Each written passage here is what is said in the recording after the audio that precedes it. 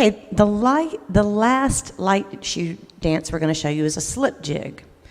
So slip jig is in 9/8 time signature. So 1, 2, 3, 4, 5, 6, 7, 8, 9. 1, 2, 3, 4, 5, 6, 7, 8, 9. Dancers count it 1, 2, 3, 4, 5, 2, 2, 3, 4, 5. That's how we count it when we're dancing it. And historically, slip jigs were originally danced by men. In fact, all the dances were. The traveling dancing masters would go from town to town and stay in someone's home in exchange, and get room and board in exchange for teaching folks in the town dance steps. So, as I said, all the dances were originally danced by men, but nowadays, the slip jig is usually only danced by females. So this is Jamie doing a slip jig.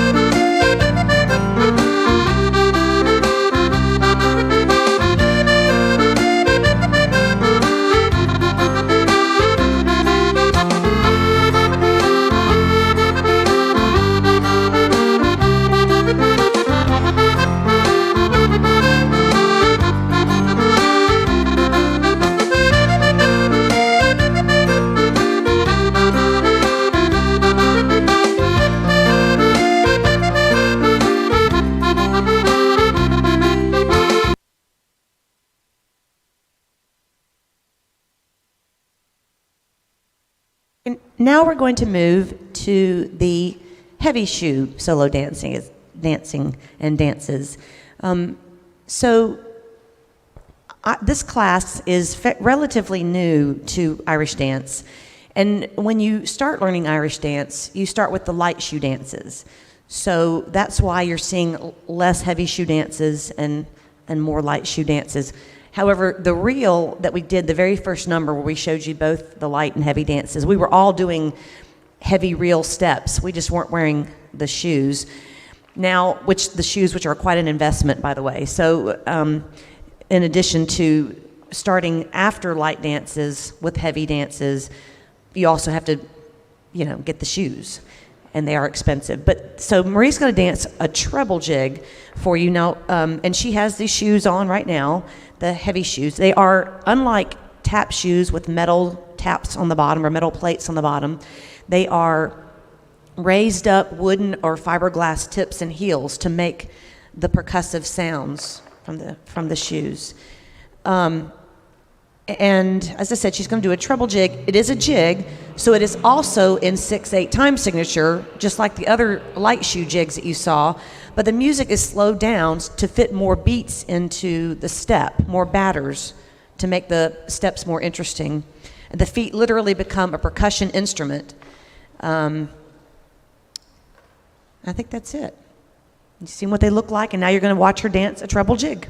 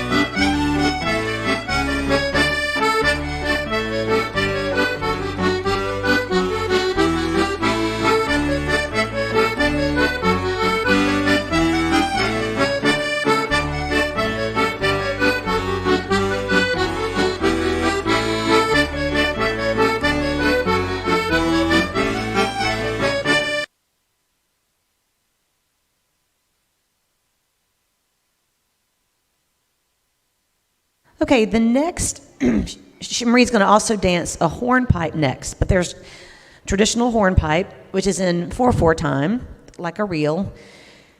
But in addition to that solo traditional hornpipe, we're going to be dancing. We're gonna start into the social group dances next, and this will be a nice segue because Kate and Nevy and Satya and Haley are going to be dancing a dance called the Stack of Barley, which is also the name of a tune, kind of around Marie while she's dancing the hornpipe in the middle. If you want to go ahead and set it up.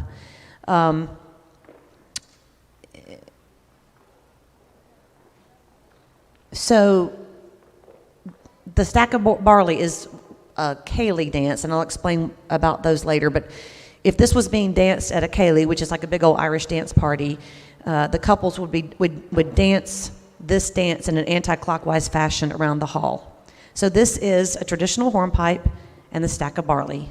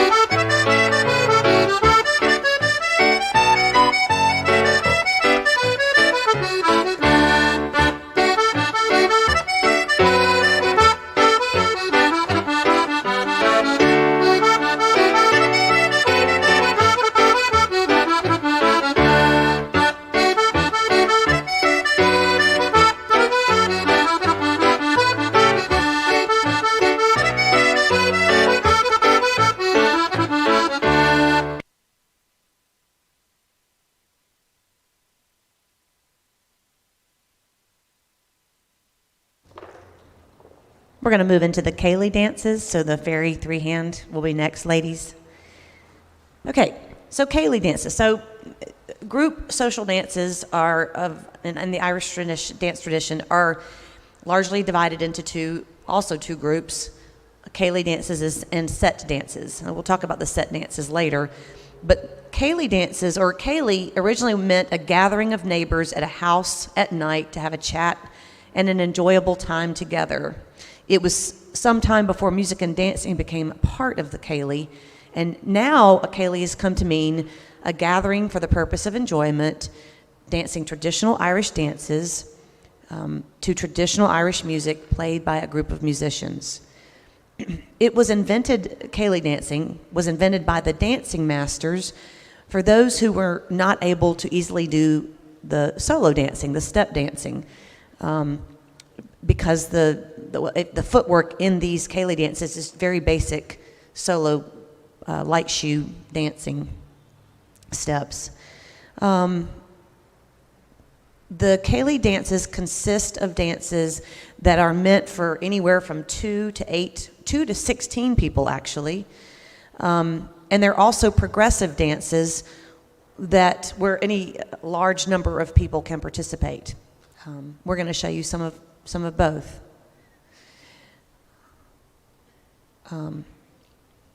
Okay, so, and also ceilidh dancing, just like the solo dancing, has evolved to where it is also seen in performance and competition. All right, so we're going to line up for the fairy reel, and the fairy reel is a traditional ceilidh dance.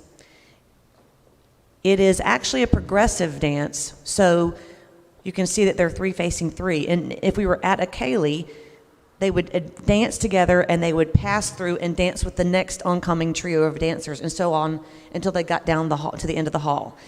Now what we're going to do is, because they're just there are not very many of us, we're going to pass through and turn around and dance it one more time back the other direction.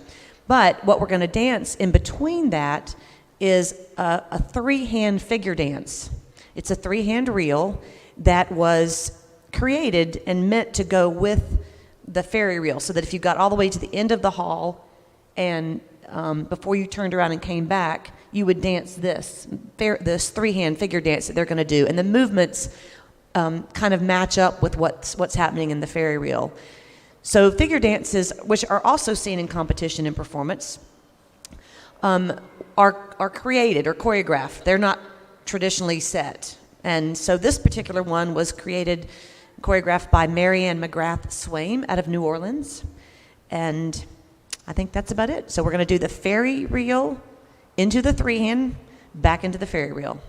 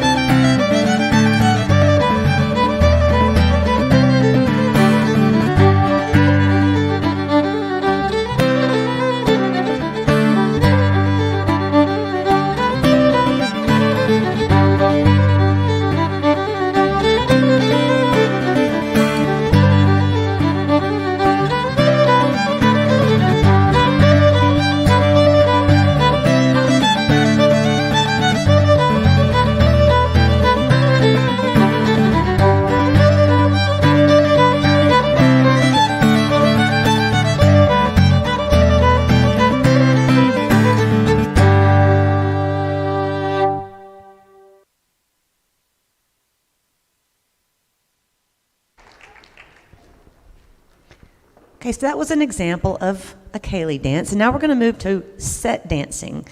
So set dancing is rural in origin, but now can be found in urban centers in Britain, Europe, Australia, Japan, North America, and Ireland.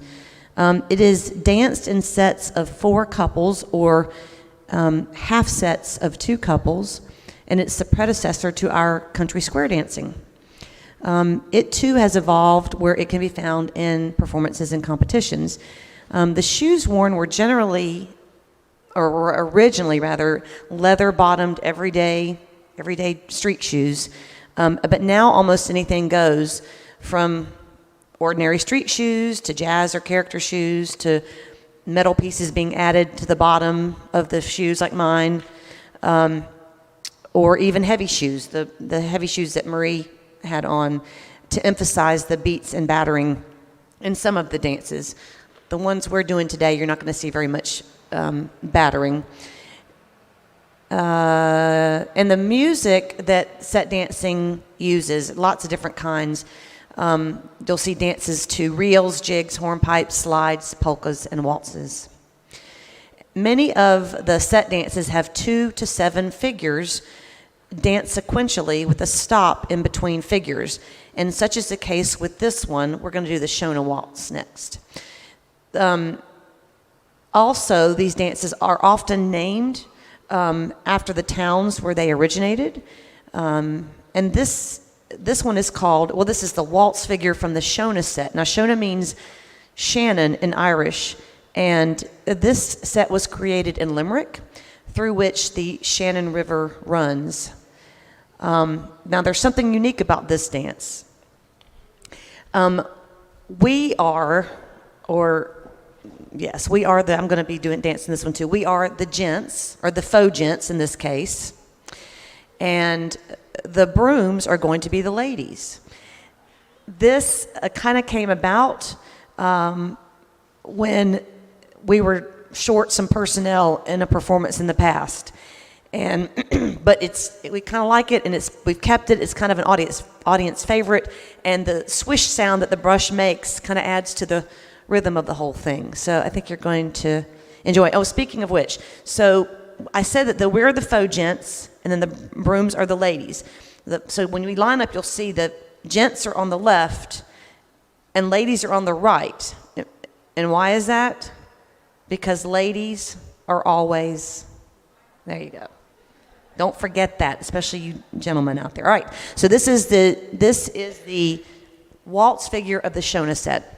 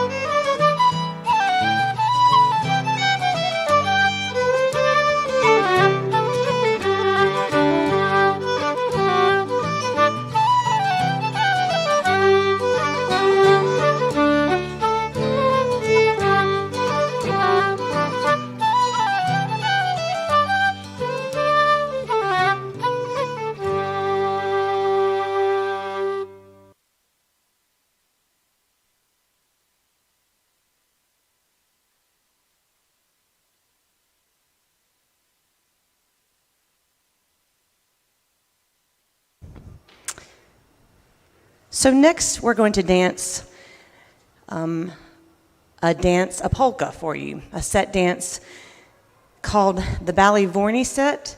Ballyvorney is a town that borders the Cork-Kerry border in the southwest of Ireland, and that's where this set hails from. So it is 6 figures, but again, we're doing a little something to it to make it more interesting for performance. So all the 6 figures will be danced, but it's going to be put together in one dance, kind of squished together, shortened. So in a lot of these set and ceilidh dances, and a lot of the social group dances, there is something called a body, which is like a chorus that repeats, and figures, which are like verses. And so this has 6 different figures, and then a body that repeats. See if you can pick out the body. And actually, it was the same body that we just danced in the Shona waltz. It just sounds and looks a little different because of the footwork from a waltz to a polka. But anyway, we're ready for am I dancing this? I am. Okay, here we go.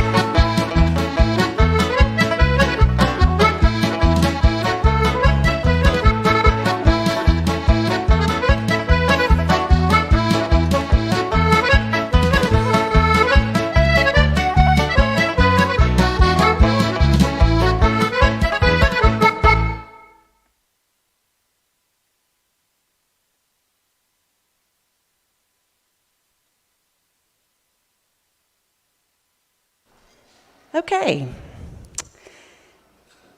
So the last set dance we're going to do is called the waltz cotillion. It does not have a body or a figure in this one, but what this one does do is each gent, or in this case faux gent, is going to start each. There's 4 different rotations of the dance, and a new gent or faux gent will show the lady. So we'll kind of show his lady, or her lady in this case, at the beginning of every new rotation of the dance. So if you want to go ahead and walk on in.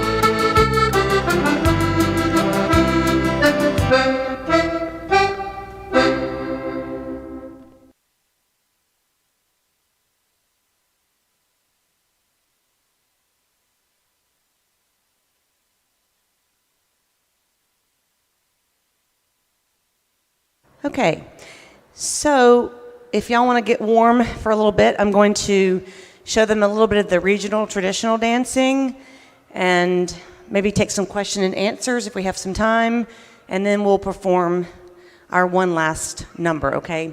So I'm going to tell you a little bit about, so we talked about solo dancing, heavy shoe and light shoe. And in the heavy dance category, there are regional traditional styles. So I'm going to tell you about those and then show you a couple. And they are based on the provinces of Ireland. So there's Ulster in the north, Munster in the south, Leinster in the east, and Connacht in the west. Now Ulster, the style that was there is very much akin to English clogging, but it is virtually non-existent anymore, or essentially non-existent. Now, in Leinster doesn't really actually have a style associated with it, but it is where the Irish Dancing Commission is seated, and at the capital in Dublin, or in the capital of Dublin. And the Irish Dancing Commission, on Commission La Rinchi Gaelica, it regulates the competitive step and Cayley dancing at Alla Fasciana. Any traditional dance is kind of considered to have a Dublin version, or really actually some sort of derivation of the Munster version, Munster being in the south, which I will talk about in a minute. But I'm going to tell you now about the West. So really the two styles of the regional traditional that you can see now is in the south and in the west. And in the west is the province is Connacht, specifically from Connemara. It is the ancestor and resembles our Appalachian clogging and flat footing. The music steps are predominantly reels, although jigs have become popular and the rare hornpipe or polka is used. It's kind of wild and raw. The arms are allowed to swing freely. Use of the heels and heel accent is common. And I kind of describe it as like down and dirty. And the steps are sort of danced into, because the steps are sort of danced into the ground. So this is a Sean-nós, and usually they're not choreographed. Usually they're just done ad lib, kind of. This one, because we have done it for performance, I've put it together in a certain way with certain steps. Now, the last time I danced this was right here last year. So I'm not promising you I'm going to get it correct, the sequence, but I'm hoping that you'll at least be able to see the difference in the style, and we'll just, go from there. Okay.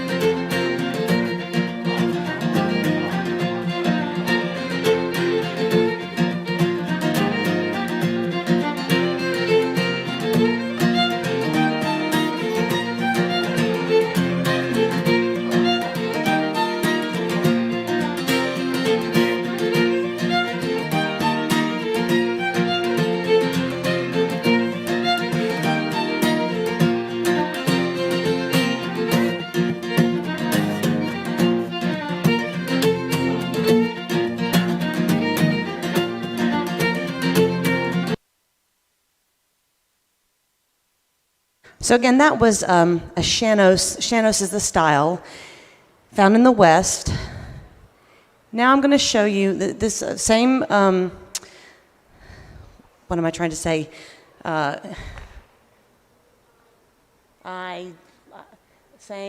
Disclaimer is that I haven't done it since last year. Disclaimer, that was the word I was looking for. So this is the old style, which is from the Munster, from the South. This is where all the dancing, Court Carey Limerick, this is where all the dancing masters were from back when. And it is the style that became what is modern competitive, all the stuff you saw, modern competitive dancing and the performance dancing and stuff you've seen us do on the front end. This is where it came from. So where the Shanos is like kind of a lot of heels and kind of down, the Munster version is, or the old style is more on the balls of the feet. Now, back then it wasn't way up like it is now in performance, in competition, but the weight is more on the balls of the feet. So this particular dance is called St. Patrick's Day, dance to the tune St. Patrick's Day. And it is a set dance, meaning it is set to this tune, and it's an old style version of this dance. So this would have been one that the old dancing masters did and taught. So I'm going to attempt to remember how that one goes. See, at least you can see the style of it, and then one more thing by comparison, and then I'll take some questions and answers. So this is an old style from the South, from Munster, St. Patrick's Day.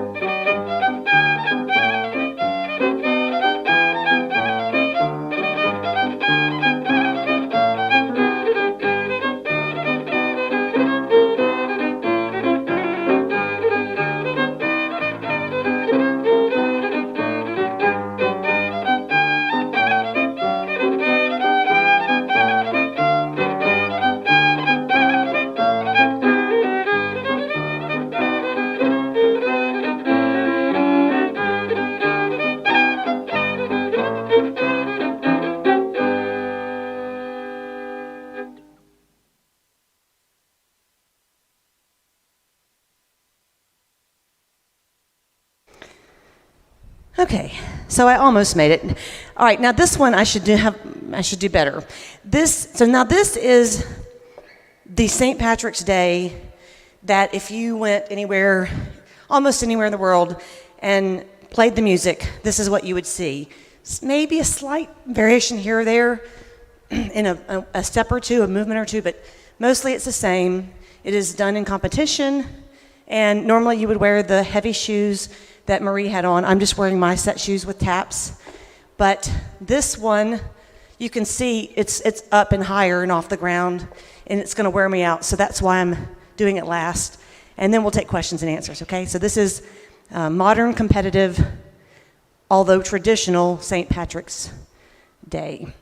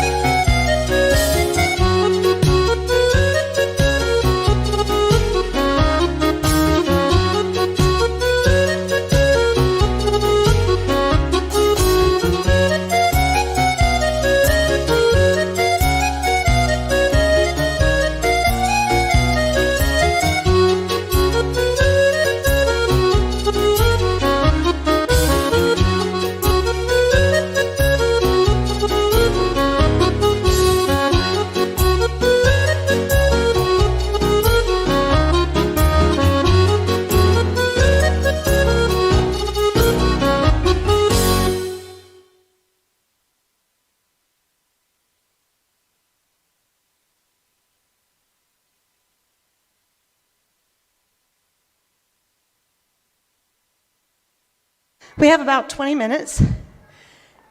Are there any questions anybody has for me or for any of the students? Anything? Yes. So, not in this class currently. St. Andrews has only offered dance as a fine arts elective. This is the second year. And so I'm kind of growing that program. I'd love to see men, certainly with Irish dancing, I'm actually a part of, Maria and I are both a part of another group called Jackson Irish Dancers in Jackson. And there are lots of men that have come in and out of there over the years. But in fact, we just went to Dallas to the North Texas Irish Festival last weekend and performed. We had our own performances, but we also performed with them. And yes, there were 3 or 4 in that group of, I think, 10 or so. So certainly yes, and in competitions, you definitely see men, young men. There aren't very many older men doing it, but you see a few ladies that are over 18. You don't see a ton of men that are over 18. So, but for our class, yeah, that's kind of where we are. Anything else? Nobody has any questions? Yes.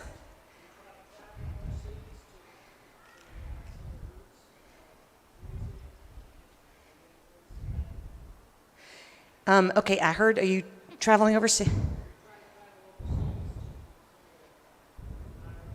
So I have traveled overseas. I lived in Ireland for a year and a half. Actually, I was there on a Fulbright and studied Irish dance, and that's where I got qualified to teach Irish dance.